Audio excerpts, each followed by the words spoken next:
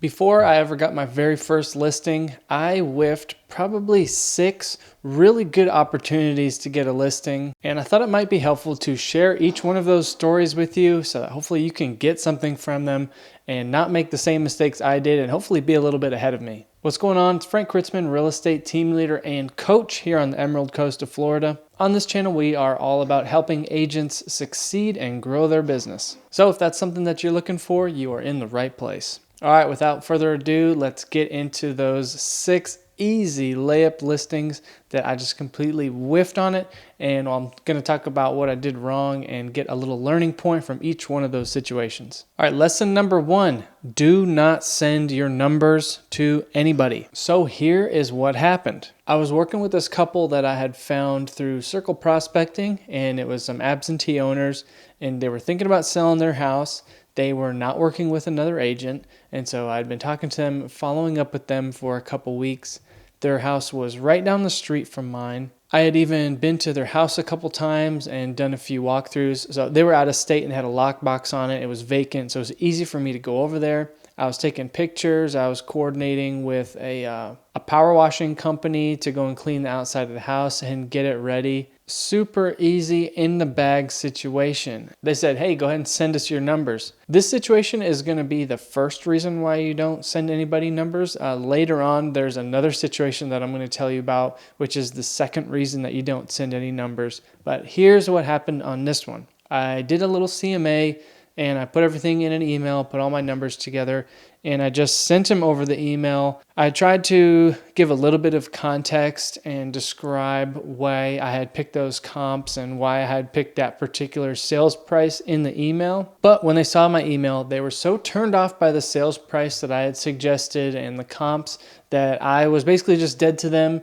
and they hated me, did not want to talk to me anymore. They were very, very offended. So this is reason 1 why you don't send your numbers to anybody over email. That conversation of how much do you want to list the house for, that needs to happen in person, and it's definitely not something you just want to send over blindly to a prospect with no context or anything. Another reason you definitely don't want to do this is because they might take that number and say, well, this agent said that my house would sell for this amount, and they might tell another agent that, and some other agent is going to say, oh, well, I can sell your house for $20,000 more than that number. No one really knows exactly what number the house is going to sell for anyways, so throwing out a specific number like I can sell your house for this much, that is dumb. Just don't do it. You should not be setting the sales price. That's a conversation that you should be having with the client and telling them based off of how the homeowner decides to price their home in the market. They can expect different things to happen. Like if they price on the low end, well, then they can expect to sell a little faster. If they sell on the high end, it might sit for a little bit longer. But that is a conversation that requires context. You need to be face-to-face if you can, or over some kind of video call, or at least a conference call. It is not a conversation that you want to have over email. Lesson number 2 is make sure you ask for the business. So here's what happened. I was going down for my very first for sale by owner appointment, and it was supposed to be just me there. There was actually another very experienced agent that was there when I showed up, and she was kind of doing this video walkthrough with the homeowner, and I knew exactly what she was doing. I knew she was baiting the homeowner in with some kind of, I have a buyer video, and then she was going to pull a switcheroo later on and try to go for the listing, which is exactly what happened, and she's the one who ended up listing the property. Anyway, with it being my first one, I was so nervous that when the other agent came up to me as I came in the door and she introduced herself to me, I introduced myself back and I said my own name wrong because I was so nervous. Anyway, I'm in there and we're talking, and the homeowner is kind of going back and forth between me, and I'm on one side of the house and going to this other agent who's on the other side of the house. And so we're talking back and forth, and I'm making great rapport with this particular for sale by owner. She's telling me how I remind her of her son, and like we're just best friends. And I even had this little folder there with comps and stuff. I never even took it out. We basically just chatted as friends for a little bit, kind of going back and forth. And then eventually at some point she had to go and I had to go. So I walked out and left. But I never asked for the business. And she ended up going with that other agent. And there's a very good chance that I potentially could have got that listing right there if I would have just been a little bit more upfront and a little bit more intentional and saying, hey, What would it take for you to hire me to get your house sold? Something like that. I guess in my head, I was assuming that if I just made really good friends with that for sale by owner, that she would just hire me and then that would be the end of it. That didn't work, obviously, so I would definitely not suggest you try it either. Lesson number 3, do not send your numbers to anybody. I know it's the same as lesson number 1, but it's for a different reason. Here's what happened. Another circle prospecting family that I had talked to, they were thinking about selling their house, and we've been talking to them every couple of weeks. I've been following up with them for a little while, and they are getting ready for that time. They're ready to sell their house. So I'm on the phone with them one day, and they tell me, hey, go ahead and send us your numbers. Here's my email. Send your comps and what you charge and all that. So like an idiot, I just got all my numbers together and sent them over via email. What had happened was they were turned off by my commission rate that I had suggested, so they ended up going with a flat fee broker, and because this was like mid-2021 where everything was selling like crazy, they got the home sold just fine using a flat fee service. I think it sat for like an extra 2 weeks, but it eventually did sell. The commission percentage is another one of those things where you really do not want to have that conversation like over a text message or over an email. The correct thing to do in that situation would have been when they asked me, hey, Frank, will you please send us over your numbers? What I should have done is say, yes, absolutely. I'm going to do a little bit of research. Can we schedule a call tomorrow where we can go through everything? I couldn't meet with them in person because they were out of town and they were selling their house long distance. So if you can't go for the in-person meeting, you need to at least do that over the phone because that is one of those things it could be a negotiation. For me, I have no problem discounting a little bit to earn somebody's business because if I do a good job and make a good impression, that client is going to be a lifetime client of mine. When I'm talking to a prospect, I'm not thinking about how much that commission check is going to get me. I'm thinking about the value of gaining a new lifetime customer, which is huge. If I just could have had that conversation with them, like, yeah, I'd gladly discount myself a couple points if that's what it's going to take to get your business. Otherwise they're going to go with a flat fee service. I could have matched that flat fee service or at least gotten really close, and then I could have gotten a new client. The reason they got away from me was because I sent them those numbers and I didn't just go for the appointment. All right, number 4 is don't be pushy and just always try to be in agreement with the homeowner or in agreement with the prospect. Here's what happened. Again, circle prospecting, talking to this guy. We had kind of gone back and forth for a couple weeks and I've been following up with him. He's ready to sell. So I go to make an appointment, like a listing appointment, to go for the face-to-face. And I'm getting ready to go over to his house and he cancels on me and wants to do it again another day. So I'm thinking, fine, not a big deal. We can do it in a few more days. So then that appointment comes up and I'm literally walking out the door to go to his house, like foot outside the door. And he tells me that he needs to cancel again and wants to reschedule on another day.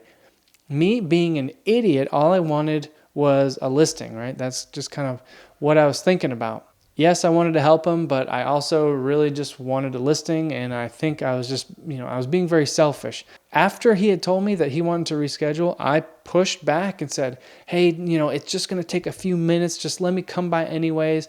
I'll be really, really fast. That was absolutely wrong thing to do. Super, super wrong. That's pushy. It looked needy, it looked nasty. He completely ghosted me, never talked to me again. And honestly, I don't blame him because that was just a bad look. That's not the look that you want to have. If somebody cancels on you, I know it might be inconvenient and you might be a little bit frustrated, but there's only one right way to handle that, and it is not to be pushy and try to keep going for that appointment anyways. If somebody cancels on you and wants to reschedule an appointment, here's what you say, right? They text you and say, hey, we need to reschedule for this afternoon. It's not going to work. You text back and say, hey, that actually works great. I'm so glad you said you had to reschedule because I have some other stuff going on too. That works perfect for me. Are you good Friday instead? That just gives off such a different vibe than just being that needy, nasty person. So don't do that. Don't do what I did. Lesson number 5 is about learning when to ask for the appointment. And there are a few key phrases and questions that you should see as You don't just answer that question or just say something stupid like I did so many times. You need to learn these certain key phrases and questions that are going to be an open door for you to schedule an appointment at another day. Because these questions signal a certain state in the process in their mind, and what they need is somebody to sit down and walk them through the process. So here's what happened. It was another for sale by owner, and I'm over at the guy's house. I'm making great rapport with them. We're getting along fantastic. Their house is super awesome. Talking to him, talking to his wife, we're sitting down, we're chilling, eating snacks and all that. And we're getting like pretty close to the end of the meeting. And he looks at me and he says, "Hey, Frank, if you listed this house, what would you list it for?" And now thinking back, if a for sale by owner asks you that, like that is just the most absolute golden ticket. They are literally basically handing you the listing on a silver platter. And so when he did that, when he handed me that listing on a silver platter, just me out of my own stupidity and inexperience, I just basically knocked it out of his hand. And so his house, a couple houses down the street was for sale. So when he asked me, "If you sold my house, what would you sell my house for?" Here's what I said. "Well, I'm not really sure. I think somewhere between what you have it listed for now and the price of the house down the street." That is dumb. That makes no sense. I don't know why I said that, but I can guarantee you that answer is the reason that I did not get that listing. Here is what I should have said exactly. When he turned to me and said, "Hey, Frank, if I was going to sell my house with you, how much would you sell my house for?" What I should have said is, "That's a great question. Here's what I'm going to do. I'm going to go home right now and I'm going to dig through all the numbers and I'm going to pull some really great comps for you and give you a range that I think your house would sell for if you listed with a real estate agent. Then tomorrow afternoon, I'll come back and we can run through all these numbers and you can see what makes the most sense for you." Does that sound good? That's what I should have said, and if I had, I probably would have got that listing. Lesson number 5 is about not being too prideful, and I always tell people you should be willing to bend over backwards for clients, but never bend over forwards.